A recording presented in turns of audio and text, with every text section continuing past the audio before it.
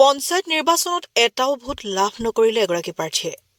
টকাৰ বিনিময়ত নিজৰ লগতে পৰিয়ালৰ ভোট বিক্ৰীৰ অভিযোগ ৰাইজৰ চাওক ইতিহাস ৰচা কোন এইগৰাকী প্ৰাৰ্থী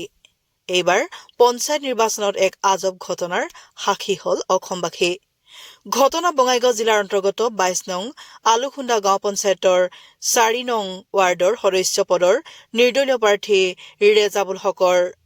ৰেজাবুল হকে এইবেলি পঞ্চায়ত নিৰ্বাচনত প্ৰতিদ্বন্দ্বিতা আগবঢ়াইছিল যদিও প্ৰাৰ্থীগৰাকীয়ে নিজৰ ভোটটো নিজৰ সপক্ষে প্ৰদান নকৰিলে অৰ্থাৎ এটা ভোটো লাভ নকৰিলে প্ৰাৰ্থীগৰাকীয়ে মোটা অংকৰ ধন লৈ ৰেজাবুল হকে নিজৰ লগতে পৰিয়ালৰ ভোট অন্য প্ৰাৰ্থীক প্ৰদান কৰাৰ গুৰুতৰ অভিযোগ উত্থাপন কৰিছে একাংশই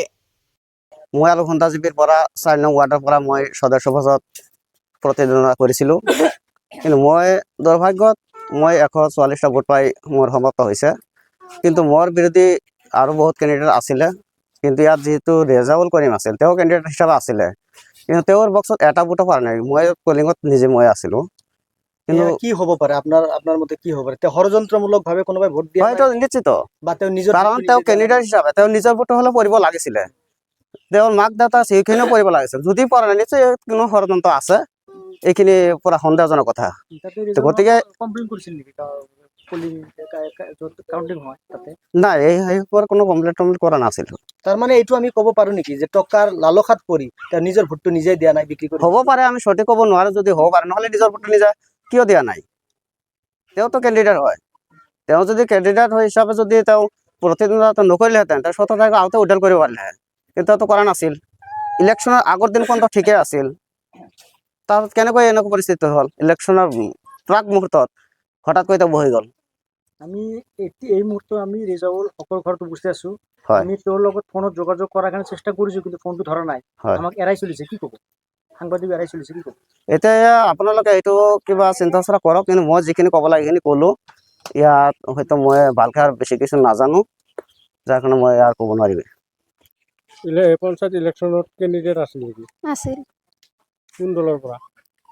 নির্দলীয় কেইটা ভোট পাইছে আমি তো রেবত কিছু জানি না কয়টা পাইলো না পাইলো আমি তুলাই জানাম জানি না আমি জানা মতে এটা ভোট পাওয়া নাই